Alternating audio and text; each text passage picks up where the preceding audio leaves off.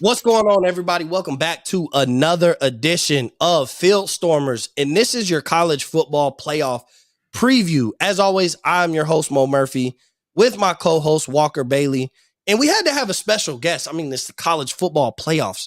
This is, National Signing Day happened, and my guy, Chris LeBron, the president of the Off the Ball Network, the man with the plan, the guy that has made all these wonderful things that have happened, has joined us on the show today.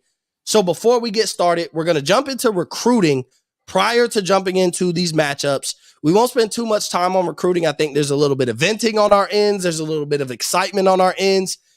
But before we get into that, Walker, how are you doing today, bro? I'm all right. We can jump into recruiting. I'm kind of in a different place than a lot of people just because, I think that I live in a place where the people in the building think they're the smartest people on the planet. So, just going to sit back and kind of wait and see how it goes. But I'm excited to get into the playoff stuff. I haven't watched a lot of the bowl games. I just, for whatever reason, a lot of it's been hard to watch. It hasn't been sick. I've watched almost every game. Call me sick. Yeah, for me, man, it's been usually the bowl games are fun and it's almost like a celebration of the year you've had, even if you go 6-6, because a lot of these schools are your G5 schools, and it's almost like a glorified exhibition game, and it's a lot of fun for the fans. And I think a lot now has you don't know the players as much anymore because really you're just your roster turns over every single year, and you don't actually feel attached to the players, and they don't do any more media access really because they just want to get paid for it all, and that's their prerogative. But by the same token, it makes you less marketable. Mm-hmm. So I think that affects bowl games more than the regular season for fans like us who try to watch every game as opposed to just our team. But to answer your question, I'm pretty good. Yeah, 100%. So Prez, how you doing, man? You just dropped Get a Bucket podcast, with Kev. So all of y'all who are tuning in here, make sure you go subscribe as well to Get a Bucket podcast. You just dropped that. Chris, how you doing, bro? I'm good, bro. I got a lot of sitting good. You got to be sitting good right now. Yeah. I'm feeling good. Dropped 2 podcasts today, Off the Ball podcast with Francis and Get a Bucket with Kev.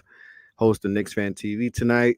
Miami's recruiting is red hot, so and if we get my boy McClain, hopefully he stops playing around and just, damn Dion, man. Got me stressing. I think he's going west. I think he's going to Colorado. I'm going to stay positive. I'm only searching Miami McClain, and so I'm going to go by that, and he's going to sign, so I'm feeling good. Yeah, everything's all good, bro. Can't wait to talk college football playoff, recruiting, all this good stuff, man. A lot of good stuff going on. Apparently, Ole Miss is trying to talk Spencer Sanders into coming to be the backup quarterback. Well, we'll get into that in a second. So yeah, I'm doing good too. Happy holidays to everybody who's tuned in and listening. Regardless of the holiday that you celebrate, this is a wonderful time to be around family. Enjoy the days off of work and just kind of sit back and reflect. We're coming on a new year, so kind of reflect how good or bad 2022 was for you. Make sure 2023 is everything. If 2022 was good, then make 2023 great. If 2022 was great, make 23 greater. And if it was bad, then you can only level up. You can't get any lower than where you're at right now if you're at a low place. So just make sure you always stay positive, stay motivated. So before we talk about recruiting, I want all you wonderful people. We're in the peak of bowl season. We're in the peak of, NBA. We're at college basketball. The playoffs are around the corner. NFL playoffs is around the corner. So make sure you go to our wonderful sponsors over there at SeatGeek. Get your tickets. If you're a first-time user, you get $20 off at SeatGeek using promo code in all caps. Emphasis on using this promo code in all caps. When you go to purchase a ticket, go to SeatGeek.com and use promo code Off the Ball Network in all caps. Once again, that's SeatGeek.com using promo code Off the Ball Network in all caps to get $20 off of any ticket. And you will be surprised how much damage $20 takes off because there's a lot of cheap tickets out of there.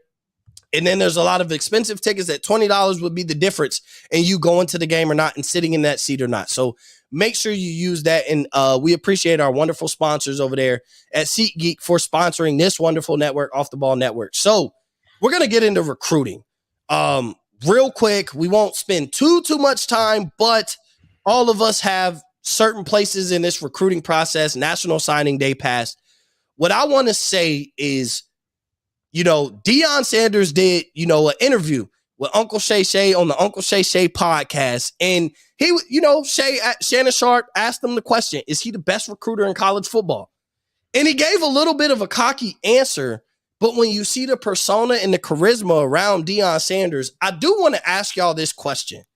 If he's not the best recruiter in college football right now, do you see a world where over the next couple of years, we may not look at him as the best head coach, we may not look at him as the most successful program, but is there a world where we could see Deion Sanders is, if there's one thing he can do, is recruit? Walker, I'll start with you. If he's not already, if he hasn't done enough already, is there a world where Deion Sanders is the best or can be the best recruiter in college football at the end of the day? I mean, I think that's his path to success. Is I think you have to surround Deion Sanders with really, really good football coaches and allow him to be kind of the CEO, recruiter, kind of general manager, like keep everything in place. And then him manage kind of the game day stuff, which, I mean, we kind of already saw him struggle with that a little bit in the Celebration Bowl. But I think that that's the path to success at Colorado, is you just accumulate so much talent, and then the assistant coaches and the staff you put in place are good enough football coaches to, give you systems and play calls to win. I don't think that if you're Colorado, I mean, Deion has to be a recruiter. I mean, he has to be a recruiter and almost kind of a CEO type head coach. He's not going to be one that's going to scheme and draw stuff up and, coach you to victories. He's going to have to recruit and have more talent than a lot of other teams. And then he's going to have a staff in place that's really, really good at the rest of the aspects of winning football games. So, I mean, I think he definitely has a great staff in place. I'm a big Sean Lewis guy. I think his offense is going to work great in the Pac-12. And then I can't remember. I think it was Charles Kelly or something like that. Call him defense. Anytime you're poaching off Nick Saban's staff, then you're doing all right. So, I think he's got the foundation in place to have a lot of success. It seems like they're really not done recruiting yet. It seems like they're going to probably make some more waves for sure by February. And then, we have a whole nother portal window after spring practice. So, they could be – I do think that, people have to understand how bad Colorado was last year, though. You have to understand, if they go 5-7 next year, people are going to look at that and be like, that's not great. But when you're basically tearing it down to the studs and you get +4 wins in year one, that's a big time deal. Yeah, that's a huge deal. So, I mean, I think right now they're a 3-4 win team, maybe max. But, he's building it the right way. You have to have talent, and he's signing dudes. So, yeah, and it takes more than 1 year, right? So, the thing is, when you break a team down and you build them from the blocks up, it's like building a house, bro. You don't buy a house ready-made. If you want it built from the ground up, it takes some time. And so you have to give them more than 1 year. People can't, if they win 4 games, it's an improvement. It's only up from here for Colorado with Deion Sanders being the head coach. And so that's how I would look at it. But, with as many people as he disappointed in the HBCU world, and honestly in the black community, and we won't get too deep into that conversation, but a lot of people are upset with Deion Sanders with leaving, but I knew this was inevitable. I said this when he first took the job. I knew he wasn't going to be there, and everybody who thought he was all for HBCU and HBCU success for the next 10, 15, 20 years, if you thought that was the case, that's crazy. But I also don't think this was a money grab, because Deion could have never been a head coach anywhere and been set on money. Let's just be honest. This is the most prolific, charismatic characters, football players that have ever graced the NFL. This is one of the all-time greats. There's a case that he could be on the Mount Rushmore of one of the 4 greatest football players to ever step on the gridiron. So, Chris, is there a world where you see that he's basically the master recruiter in Colorado? I wouldn't say master yet. I think master is probably a little going a little too, not too far, but like a little too much at the moment. I think we still got to look at that guy at Alabama and Kirby at Georgia and all that. Like those guys. This is year one, right? So like, no, he's doing a good job, and he's got. I think what he's doing is he's got coaches, he's got other teams stressing. Like, he easily does. Did you see the video? Real quick, did y'all see the video he posted? I think it was last night or earlier in the evening yesterday. Where he was like at the top of the stadium or whatever. Yeah, and he said, "Oh, y'all thought y'all was gonna get what I got, right? Like y'all thought y'all was gonna come and basically, and it obviously was a clear shot on any school thought they had a chance at Travis Hunter. Like there was any chance of him leaving Jackson State and going anywhere other than Colorado. And I loved it. And I know, if you check the comments on any videos like that from these type of people like Deion Sanders, there's a lot of hate under there and this and that. And it's like, I love that Deion Sanders came up there and was like, y'all think y'all about to pull a whole bunch of Jackson State players, especially a Travis Hunter, who I convinced to come here to come play for me. You thought he was going to go play anywhere else. If honestly, Georgia was getting a lot of buzz. Miami was getting a lot of buzz, but to be honest, even all of us had the conversation. We're like, bro, Travis Hunter, it's a foregone conclusion. He's going to Colorado. He joined Deion. I don't see him leaving Deion. Go market it because he I think he posted. He was telling like people to sub to his YouTube channel. He has 70,000 subscribers. He knew what the reports are. These young cats are in social media now more than ever. I mean, think about when we were 18 and 19, especially you, Chris. Like you and me are closer in age. Walker is more connected to these. Like, Walker's younger than you and myself. How about Travis Hunter just like going out there and being like, hey, by the way, like, how about Travis Hunter going on Twitter and like, yeah, by the way, hey, like, shut the hell up. Florida State was tampering with me. Like, if you're an FSU person, get out of here. Like, they were calling me what? And I was FSU people are not. But it was the wide receiver who was like, when he committed and was like, I ain't no Travis Hunter. He like spit on Travis Hunter for some reason. He threw the shade and it was like, bro, we hear the reports and I'm like, bro, I'm sure it was way more schools. We hear all these reports about tampering. I'm sure it was way more schools calling Travis Hunter.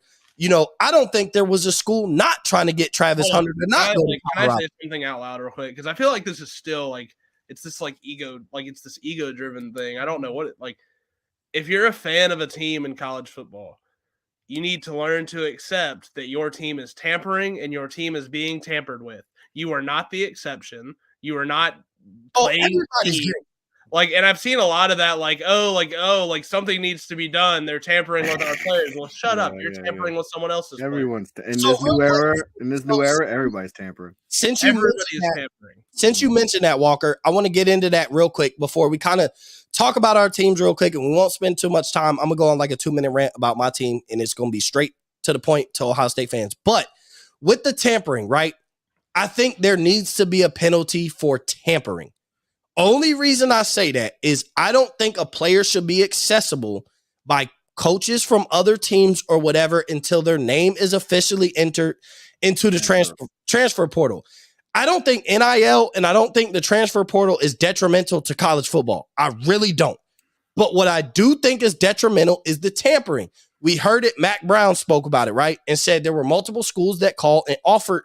Drake made over $5 million to come to their school, right? And he never entered his name into the transfer portal. Even if there was speculation that he would, until you're officially entered into the transfer portal, and this goes for every school in Division I, FBS, FCS, I don't care. This goes for my school as well, Ohio State. If I'm solely speaking to Ryan Day, do not call a kid until he is officially entered into the transfer portal, because that could be bad, but I think there should be a penalty for tampering, because in every other sport, when we move it to professional wise, there's a penalty for tampering. Chris, I know, both of our teams in the NBA got hit with tampering penalties with the Kyle Lowry situation and the Jalen Brunson situation. NFL teams have got hit for tampering and lost draft picks. And essentially with tampering, when it comes to professional sports, you lose draft picks. When it comes to the college level, I think it should lose scholarships. And I think the coaches should be fine. And so when you do that, I think what you should do is, as a grown man, an older man, a coach, you should realize that if I go tampering, I'm ruining an opportunity for a young kid. Because that's what they hit. They take away draft picks, right? In the professional level when you're tampering. And so as a coach and as a professional, they have to look at it like, I'm ruining another opportunity. I'm taking a draft pick away from a kid who could be drafted coming out of college going into this professional sport. So I think scholarships and I think coaches should be fined for tampering. And you have to value yourself as a man and be like, man, you know what? This player is great, but tampering with him is not worth ruining the possibility of this next kid that we have coming here, and we lose 2 to 3 scholarships and I lose money out my pocket. So I didn't ruin the possibilities of a kid's future, who these kids will be 17 or 18, maybe even 19 coming into college. So I do think tampering should be dealt with accordingly, just because if you're not in the transfer portal, I don't think you should be accessible. Obviously, we know tampering goes on regardless because players talk to players, they're friends. They all go to the same, at the college level, they all go to the same camps in high school. They built friendships. They have group chats. There's nothing you can really do about that. But when coaches and staff and university personnel that are paid by these universities are reaching out to these kids, I think there should be some damages done for that. But I'm going to get off of that. So we're going to talk about recruiting real quick. All right. I'm going to go on my rant and then I'll move on. Y'all don't have to speak on my rant, but listen, you Ohio State fans and you diehard Ohio State fans who love Ohio State just as much as me, some of you may love them more than me. I don't think there's more of a diehard Ohio State fan than me. Y'all might match my energy, but I feel the pain just like y'all feel the pain. I went into deep depression when we lost to Michigan just like y'all did. But what I will say is the fact that y'all are wanting to fire Gene Smith, fire Ryan Day, say he's not doing his job. We had 22 verbal commitments. 21 of those guys signed on National Signing Day to Ohio State. We flipped multiple recruits, and y'all are focused on the prospective gains that we could have had, who had us on their final 3 or final 4. Specifically losing Keon Keeley, who we had come visit us, losing Mateo Uiagalelei, who we had come visit us, and people thought he was leaning towards Ohio State. And it was really Ohio State 1, USC 2, Oregon 3.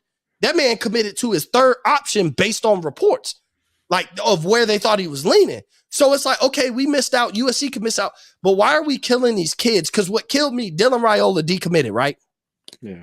Oh, he doesn't want no competition, this and that. He doesn't want to play for the best of the best.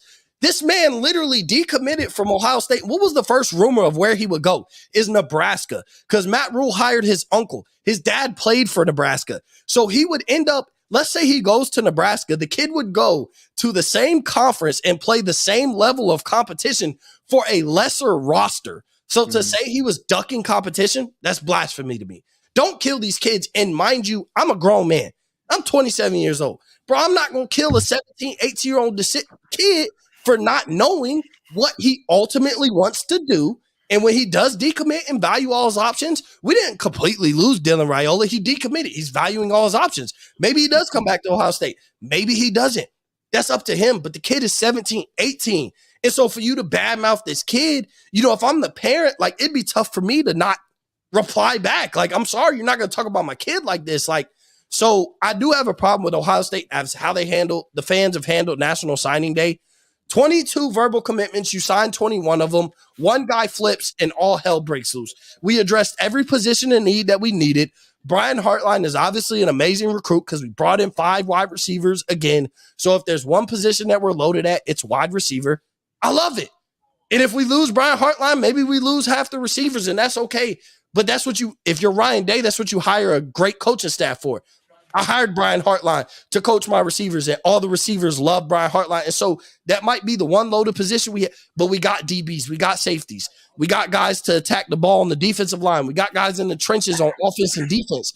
So to kill this recruiting class, bro, they posted Ryan Day's address. Somebody posted a picture of Ryan Day with his address.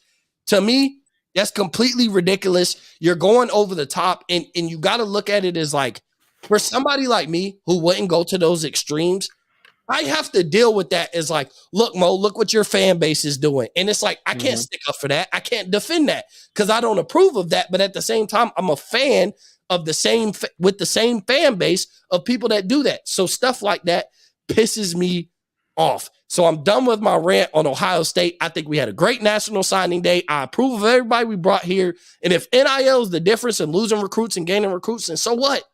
You address the needs that you needed. It is what it is. If money is involved, bro, people lose out on free agents in the NFL based on money. So it is what it is. Like you got to do with what you got, and you got to continue to be great. And I think Ohio State can do that. So, Chris, I'm done with my rant. Let's move on to you. Miami, y'all made a boatload of noise. Let's just be honest. Miami and Oregon, I think, were the two teams that made a boatload of noise on National Signing Day. Whether it's capitalizing on transfer portal, whether it's capitalizing on recruitments. And obviously money was involved. And you can say who had what to do with it, but that's the age we live in. How are you feeling though overall? Like you have to feel good about what Miami has done in basically heading into a full year one of a Mario Cristobal offseason with the Miami Hurricanes. Yeah, this recruiting class was really good. It got me really excited, and I know the disappointment of the season, with going 5-7 is not what Miami fans wanted, but there's understanding that like we talked before with Dion going to Colorado, and it's obviously not to that extent. Colorado won one football game, but you got to break things down to build them back up. I mean, we lost a lot of dudes to the transfer portal too. A lot of guys from the previous regime, Manny Diaz guys. But we got two really monster tackles. We got some good pass rushers. Like building it the right way. Yeah, we're building it the way that you need to, and how Miami teams of old that you think about. Well, I know people talk about the running backs, the wide receivers, and all that, but why those teams are successful is because of the offensive line and the defensive line. But we're not that far removed from the turnover chain era as well, which was a height of Miami's like comeback essentially, and then they kind of crashed and burned because the coach wasn't right. But that turnover chain, the defense of Miami was like, okay, this is back. Like it reminded you a lot of the early 2000s Miami, and you thought it was a way to bounce back, but the coaching issue was an issue. And now Mario Cristobal is here, and you're building real Miami football from the ground up. And so you're addressing all situations, and a high quality defense is exactly where you start. So I love what y'all are doing, but my bad for interrupting you. It's just been really, and if we can, if we can get McClain in officially, he was supposed to commit a couple of days ago. Then his moms went on Twitter and said, nah, it's not happening. So, and that's the Dion effect that, we're going to probably see a lot more, with his presence now at Colorado. But you're lucky he didn't commit on signing day. If he had, he was going to go to Florida. Yeah, because he was originally supposed to go. It was Bama at one point, and Florida was in the mix. I feel like for the last 2 weeks, it's been everybody but Miami, and that's who he's committed to. Yeah, because a lot of people, just a lot of insiders, were kind of surprised Miami was the pick. So it wasn't as locked. It wasn't a lock at all. Like it was kind of a surprise. Like you said, Florida was in it. Georgia and all that. There was Bama. But so. That's probably the last piece, but because right now I think we're probably fourth, and it's crazy. You talk about Ohio State fans going crazy. You guys are a top 5 recruiting class in the country. Fifth, bro. You're fifth, right? You're fifth right now. Returning like what are we doing here? And exactly, and you still got a bunch of guys on your roster now that you're going to be returning next year. That so, but for Miami, like I said, building the way that through the trenches, pass rushing. I really like the guys.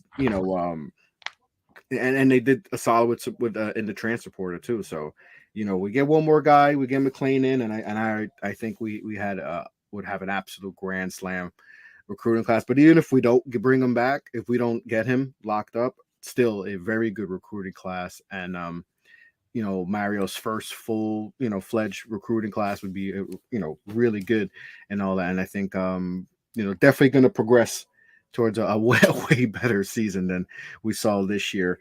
5-7, definitely not. But we got rid of a lot of the dead weight at Miami, from Manny Diaz era, and getting guys that are physical. That's Mario's. He's from, he learned under Saban and all that, and it was all about offensive line, and that's what he's doing. He's building offensive line, and that's been our weakness is that. So I'm excited. I'm excited about the guys he's bringing in, and it feels good. It feels good, and obviously, it's kind of like being a Knicks fan. You feel good, and then you see on the field, and it's different. I don't think results, it'll be the crash and burn though. The thing is, if you ride on the high of the recruiting class and the transfer portal and expect like basically freshmen to make instant impact and be like, oh, they're going to turn us into ACC contenders, then I feel like it's unrealistic expectations, right? But if I look at their freshmen, and this is like the first real recruiting class of Mario Cristobal, and I'm like, okay, I'm looking at what this guy will look like as a sophomore and then look like as a junior. And I follow that up with multiple recruiting class. By the time this elite freshman class are juniors, now I have a team because I got elite juniors, I got elite sophomores, and I got elite freshmen. And that's how you build a team that can compete for the playoffs. We're about to extend the 12-team playoffs.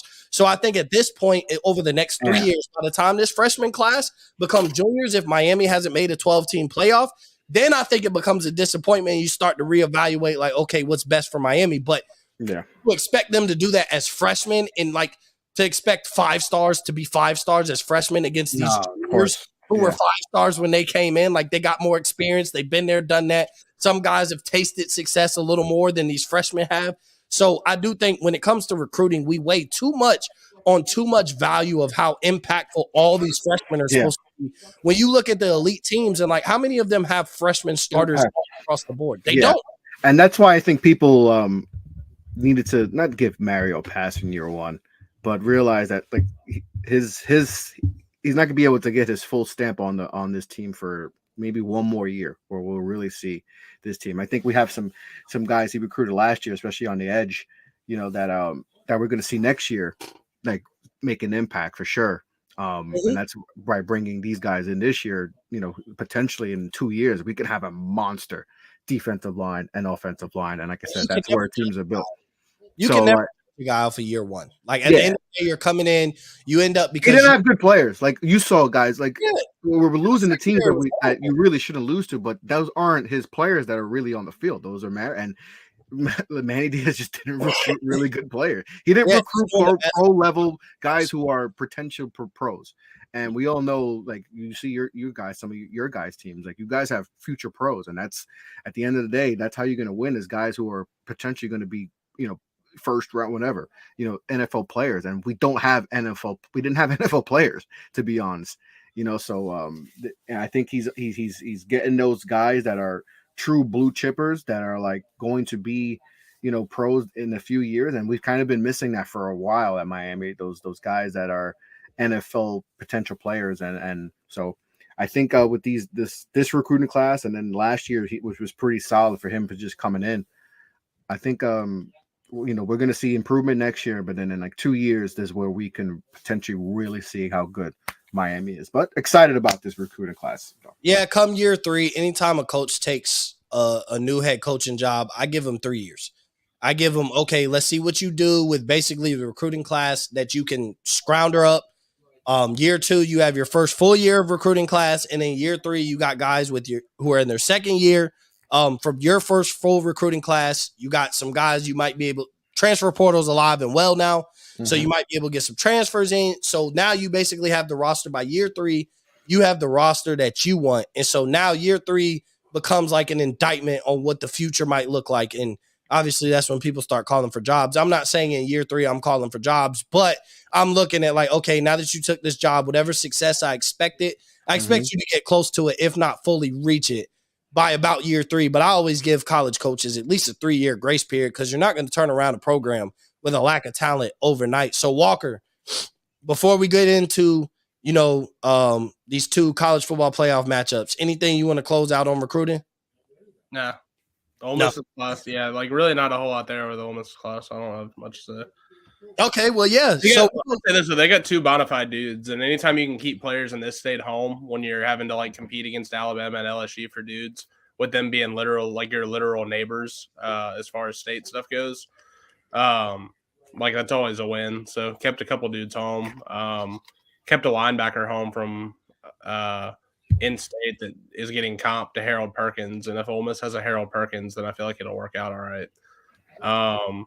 And then kept another in-state wide receiver home, and it feels like every in-state wide receiver that ends up at Ole Miss ends up in the NFL. So we'll see. Yeah, track record of getting some guys into the NFL, and a few of them end up having elite careers or are currently having elite careers. So that's definitely never a bad thing.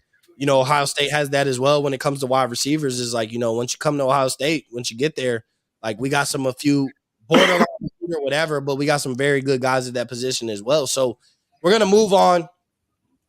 TCU versus the University, not versus the team up north. I'm not doing it. Y'all can call them what you be respectful. Be respectful. They are the team up north. They're the team up north that put a pounding on my Ohio State Buckeyes in the fourth quarter. They are the team up north that won the Big Ten for 2 years in a row. And they are the team up north that is undefeated, looking to make a national championship run. And in their way first is the TCU Horned Frogs, who ultimately fell up short probably by midseason, which seemed like a realistic goal.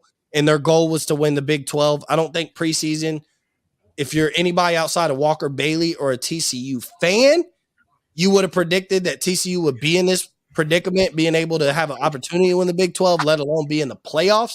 But Walker did say, you know, TCU would win the Big 12 prior to the season even starting, prior to the snap being played. TCU plays Michigan. Walker, I'll start with you. This matchup, you know, before we get into keys to victory on how we can see each team winning, just what do you see in this matchup? Yeah, I mean, if you're Michigan, I think that, well, I mean, let's call it what it is here. Michigan's the better team. I think for Michigan to win the game, you just have to protect the football. Like, I mean, I think that's the most important thing. Like, and I don't think that's a guarantee. Like JJ McCarthy, like, I mean, we even saw it against Purdue in the Big Ten championship game. Like, he'll put the ball in harm's way. Like, he won't hesitate to throw an interception. So I think if you're TCU, you have to find ways to create pressure and force them into some mistakes and give yourself some short fields and get some easy points. And like, I don't think that's as far fetched as people probably think it is. I definitely don't think that this is just like a TCU gets smashed, they didn't deserve to be here game. Like, I think they're going to line up, and it's Duggan's last 2 games at TCU. I think they're going to go out with a bang. Like, I don't think they're going to go out quietly. I think the line's like 7.5 right now. That feels about right. I just think if you're Michigan, the key is you have to protect the football, and then you have to win up front. I mean, that's where these games are always won, is up front. You know, if you can dominate the offensive and defensive line, you're going to win 90% of the games you play. So I think that for Michigan, that's the formula. If they come out of there and they're like, hey, we had no turnovers and won the trench battle, then they probably won pretty easily. Yeah. So, Chris, what do you think about TCU, Michigan? TCU's got to stop the run.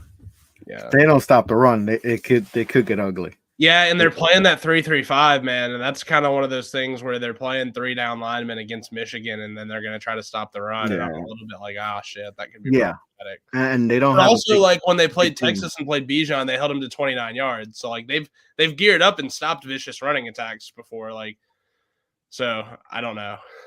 Like, I don't know what to expect on that side of the ball. Yeah. And you just wonder, like, they played so many close games this year, and I think that's why people maybe have not believed in TCU this year, but they've won them. So it's kind of like, okay, is one or the other, what's going to happen? Or is fate finally going to come and they're finally going to get their rear ends kicked, or are they going to keep this a game like they always have and have Mac Duggan have a potential, his Heisman moment again, so they got to stop the run though.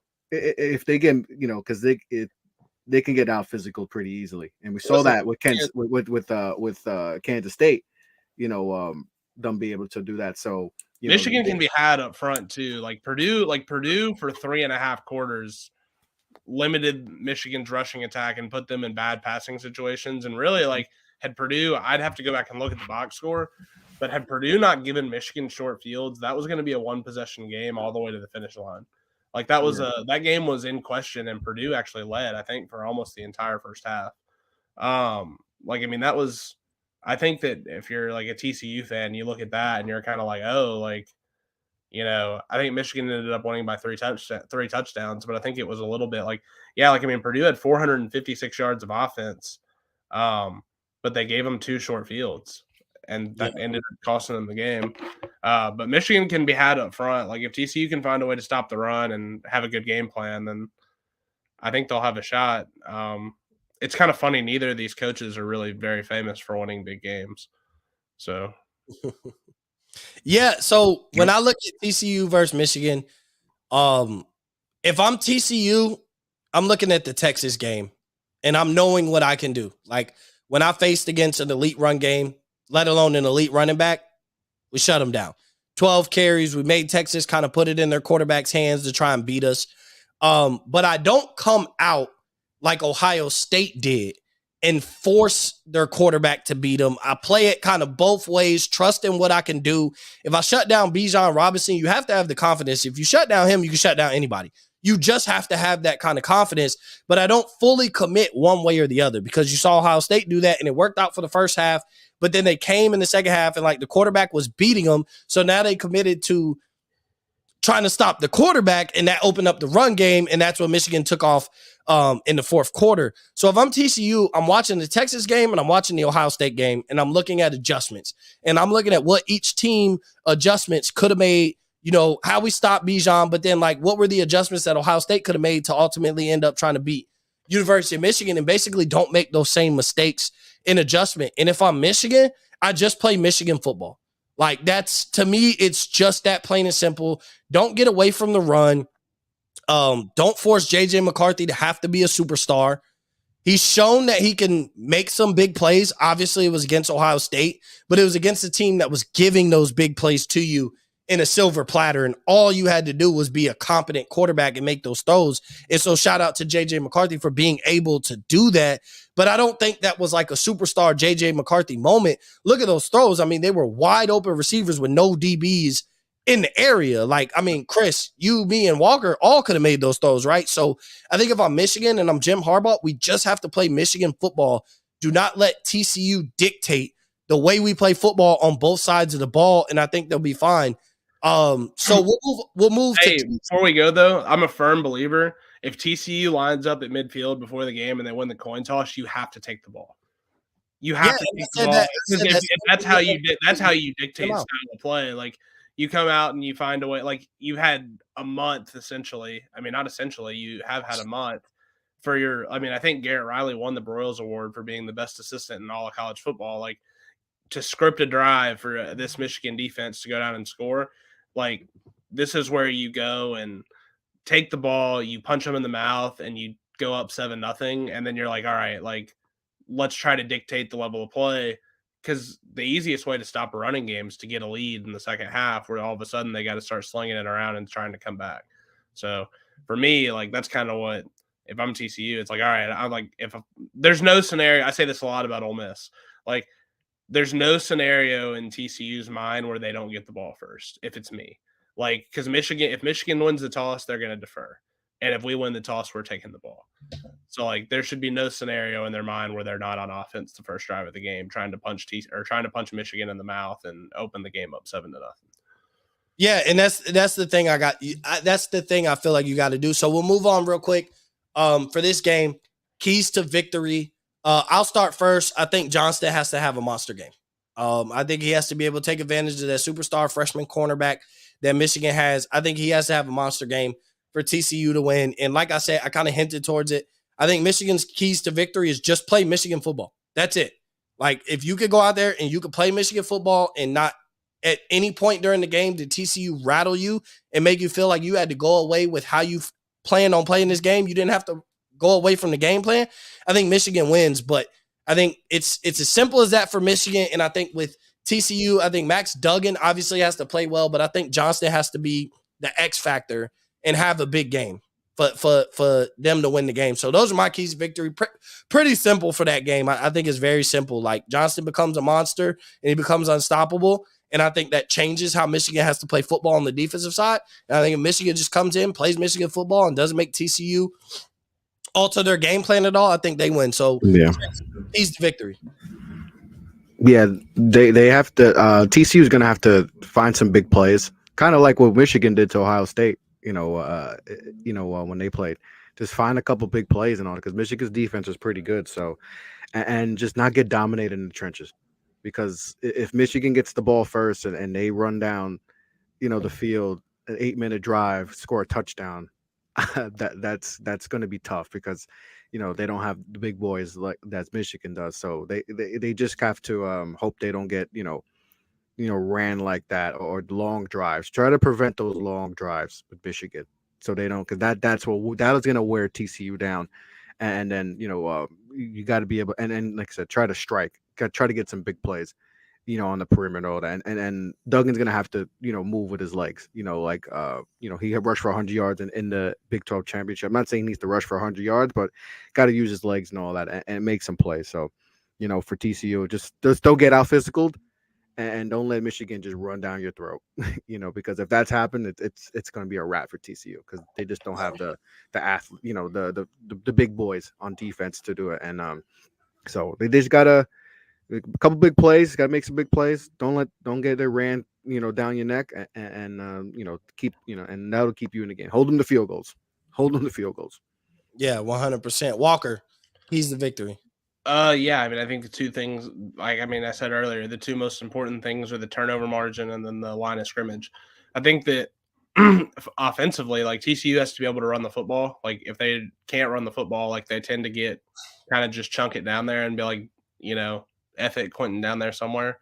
And so I think if you're going to win this game, you have to have some sort of, not even balance, but you have to be able to have some success with Kendre Miller in that running game. And I think Duggan's going to have to be a part of that. You're going to have to keep him off balance in a way that Ohio State didn't, and have your quarterback use his legs and kind of just like give multiple looks to Michigan in that running game in order to have some success. And then I think turnover margin will be the story of the game. If it's even or in Michigan's favor, I think Michigan won pretty easily. But I think if TCU wins the turnover margin, it's pretty indicative of the fact that they were able to either get a lead early or limit Michigan's rushing attack and then give themselves some short fields and score points.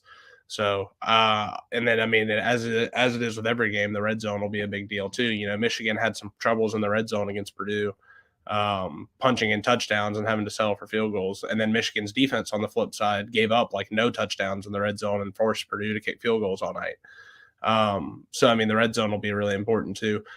Yeah, I mean, those are really the three main things, but it does feel like TCU needs some things to bounce their way to win this game. Whereas if they just kind of line up and play straight up and everything is just kind of average, Michigan should win. Yeah, and I definitely agree with that. And we'll give our score predictions here after this. But the second game of the night, the Ohio State University basically goes on the road to the Peach Bowl to play the University of Georgia in Atlanta at the Mercedes-Benz Stadium. And so I'm going to go last on this. So I'm going to pass this to you, Walker. First thing you see, like, what are you thinking with Ohio State and Georgia? I mean, I think it's in Atlanta. It's at Mercedes-Benz. Like, it's going to be on a fast track. This just absolutely feels like a shootout. Like, it feels like a track meet. This feels like 40-30, 45-35 type score. It just feels like both teams are really going to get up and down. I'm really interested to see how Ohio State's offense tests Georgia's defense. Like, we've kind of seen Georgia's defense get got a few times this year, but also against really high quality opponents. We've also seen Georgia's defense rise to the occasion and like just completely put teams in prison. Thinking about that Tennessee game mainly, Ohio State's essentially going to be playing a true road game, just with the location being like 45 minutes from Athens. So I'm interested to see kind of what Ryan Day has dialed up and how they offensively game plan for Georgia's defense. And I kind of think Ohio State's going to have success scoring. Like, I don't think they're going to be able to stop Georgia, but I think they're going to have some success scoring in this. I think it could be like a who has the ball last type of game. I think it's going to be a tight one all the way down to the wire. Yeah. So Chris, what do you think in this matchup? There's a lot of things to think because there's a world where I could see Ohio State in this to the last 2 minutes, and this is a ball game, for 4 quarters. Then there's also a world where I'm like, Georgia can just absolutely dominate this game and get Stroud just so rattled and win 27-10 or something like that, or 27-7, like a low scoring game like that. So, but it's I do think it's going to be close. I think everyone's last thoughts with Ohio State is giving up all those big plays, those 4 or 5 big plays that they gave up. And yes, those are big plays and those happened, but those are, if you think about it, those are just 4 or 5 plays. And if you're Ohio State, I'm sure this last month you've looked at that film and be like, okay, even if we cut half of those, it's a whole different ball game we're talking about, possibly. So I think they'll correct those mistakes. I don't think we're going to see the big plays given up. So that's why I think, we might see a more closer game, in the trenches. But like you said, Georgia's defense can look really dominant and sometimes, let off. So you got to hope they let off a little bit. But I think this is going to be a close game. You got to try to establish some of the run. I know Georgia's run defense is pretty good. Got to try to see if you can establish some run. And this is a big game for CJ Stroud. This is a big game. We need to see him have that game.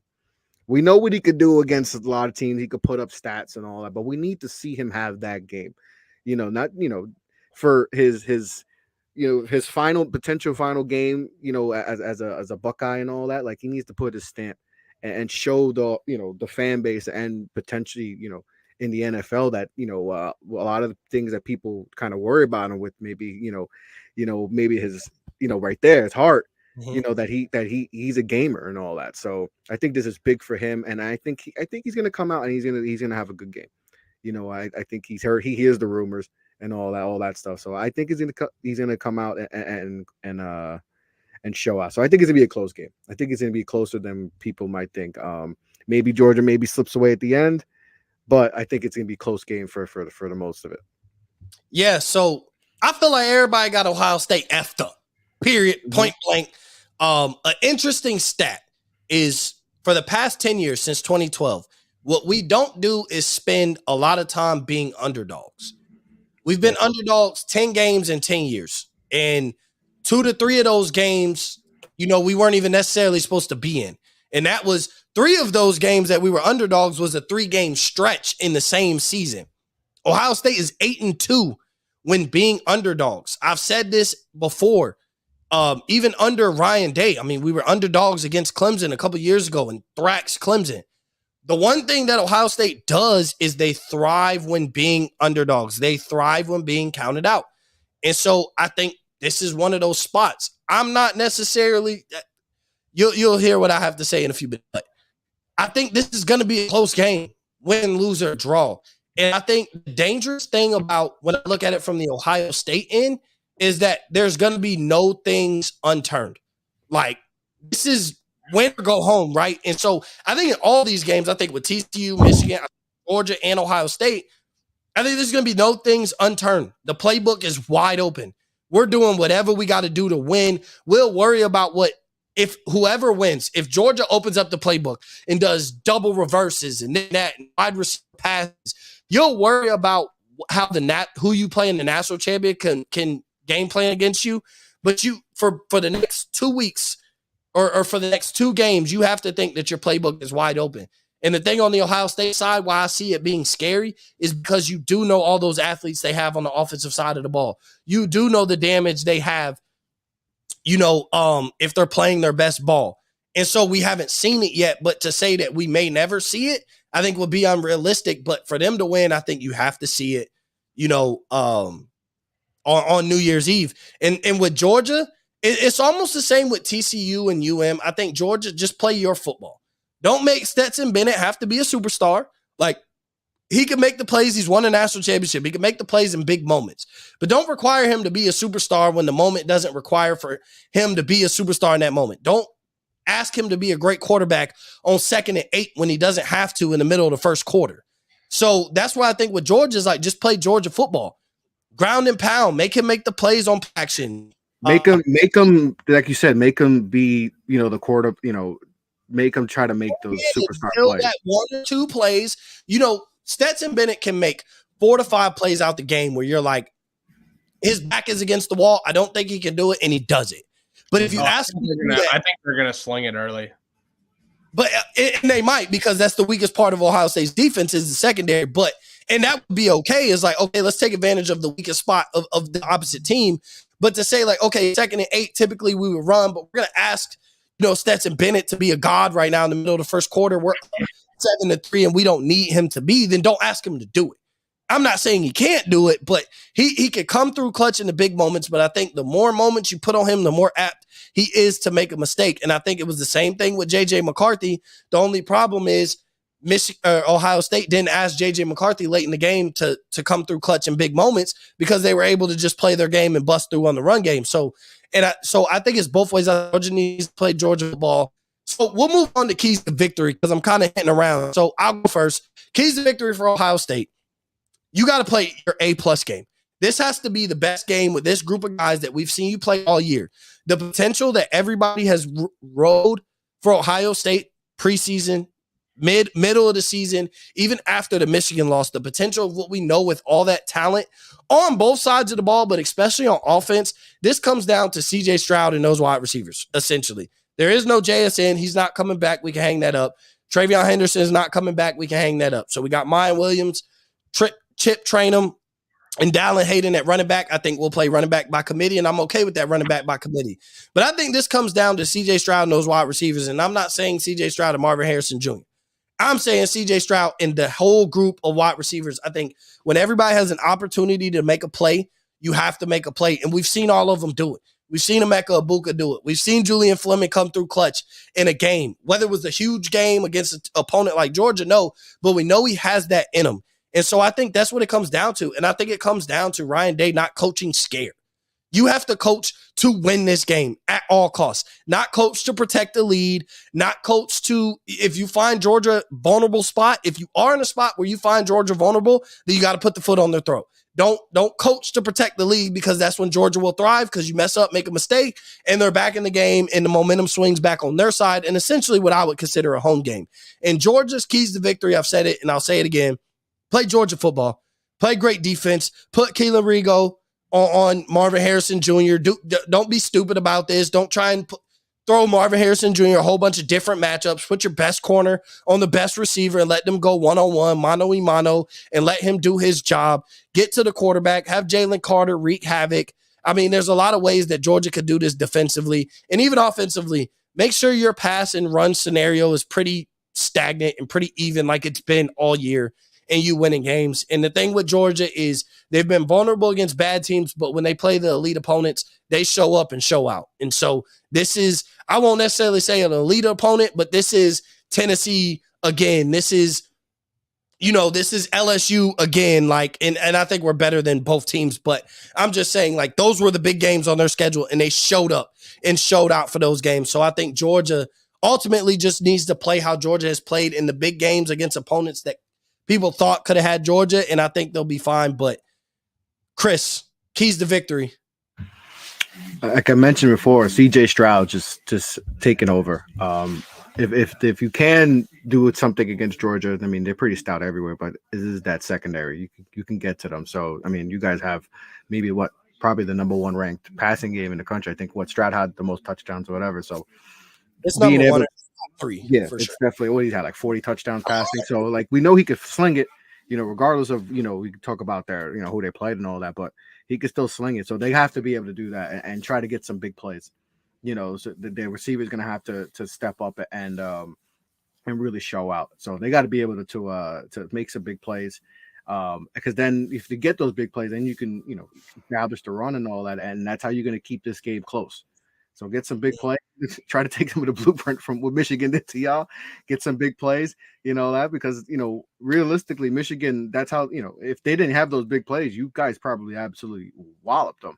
It's just around. 5 plays made the difference. If you take and I know you can't take away those 5 plays, but everybody would say, like, you take away those 5 plays, they average 2 yards per play. Yeah, so you watch the game, like that beginning of that game, we were like, oh, Ohio State's gonna win by like 30. Like, they dominated early. I didn't think 30. I just thought we'd win comfortably. It was gonna be a comfortable win. It was gonna be a pretty decisive win. So just get back to that, make some big plays on them in the secondary, and then hopefully you can establish run late, and that's gonna be how you guys are gonna win this football game. But I'm looking forward to that because this is C.J. Stroud's game. This is the game that can make or break him. Whether especially him going to the next level, most likely, this is the game where most scouts are going to be like, all right, you need to show us something so we can, if we want to be, considered a top 5 pick. This is the game that's going to solidify that. So big game for him. So he has to be a superstar he's got to show out, and put his name, as one of the greatest Ohio State's really have to show out because you guys are underdogs. I mean, it's very rare to say Ohio State Buckeyes are an underdog in a football game. He's gonna have to show, why, he was a Heisman guy and all that. So big game for him. He's gonna have to step. If he doesn't have a good game, then you guys are gonna get killed. It's that simple. Jesus. All right, Walker. Before we give our score predictions, keys to victory, bro. I have not even considered a result in which Ohio State holds Georgia to less than 35 to 42 points. Like, that's not even in the cards. Like, Georgia's offense is going to score, I think, almost at will. So, like, I'm not going to hammer on CJ Stroud just because, Prez kind of said, that was I've been saying this for weeks. Like, I just need to see something, like, in here. Like, I need to see something in the gut. Like, I need to see some fire in the gut. Like, big game coming. We talked about this a little bit pre-show, but, like, like in big games like this or in big moments, like Bryce Young seemed to turn it up a notch. Like, yeah, he would make a special play that would remind you just how good he is. And like at some point, like when you hear that, because we're not the only people saying it, like this is a pretty national like conversation. And like at some point, like when do you just get pissed off and play a really good football game and like have that game? Like if you're that dude and you're a top 5 NFL draft pick and you're going to go in and be, whatever you're going to be in the NFL and win Super Bowls or whatever, like at some point you have to have that game. And I don't even his not counterpart, but like the other guy that was with him in New York for the Heisman, like Stetson Bennett turned it up in the national championship game last year. Like made throws against Nick Saban's defense that like from playing from behind that won them the game. Max Duggan lost the game to Kansas State, but even still, like we were like, holy hell, he's got the team on his back, like doing everything he can do to get them to that point. Like at some point, CJ Stroud has to have that moment, and he hasn't had that moment. And almost from a flip side too, like Blake Corum had those moments for Michigan as a running back. Like Ohio State's the only team in this playoff that hasn't had their guy do that in those moments. And so I think if Ohio State wants to win the game, like it has to be that game. Like it has to be that CJ Stroud moment where he just kind of takes over. Like, and this is really the only time in the playoff I actually feel like that has to happen. Like I feel like no matter whether it's Michigan or TCU, I think they can just line up straight up and beat those teams. Like with Georgia, they probably can't just line straight up and beat those teams. Like I think they can win, but it's going to take something special. I just think like for me, it has to be the fire in the gut, like really, FU like statement game for CJ Stroud. And through multiple seasons now, we haven't seen that he's been capable of having that. So, this is it. Like, this is it. You either have it now or you just never have it. And I'll never believe in you in anything. Yeah, either you got it now or that'll forever be the question. And those will be the questions raised about you for the next 3 months, prior to the NFL draft, basically. So before we close out, we won't spend much time. Score predictions. Walker, I'll start with you. I'll get both of your score predictions. TCU versus Michigan. TCU 27-24. Okay. Ohio State, Georgia. Georgia 38-33. I like that. Chris, TCU versus Michigan. TCU versus Michigan. I'm going to go Michigan 27, TCU 14. Pretty convincing. Okay. Ohio State, Georgia. Ohio State, Georgia. I got Georgia 28, Ohio State 20. Damn. I scoring. Okay. So my score prediction, TCU versus Michigan. Michigan skates by 27-24. I think Michigan skates by 27-24. Ohio State versus Georgia. Listen to me now. Listen to me now. Ohio State wins 41-38. Ohio State is down 38-34. It has to score the touchdown to win the game. And so, and CJ Stroud has that moment. And so what we get is a rematch in the national championship.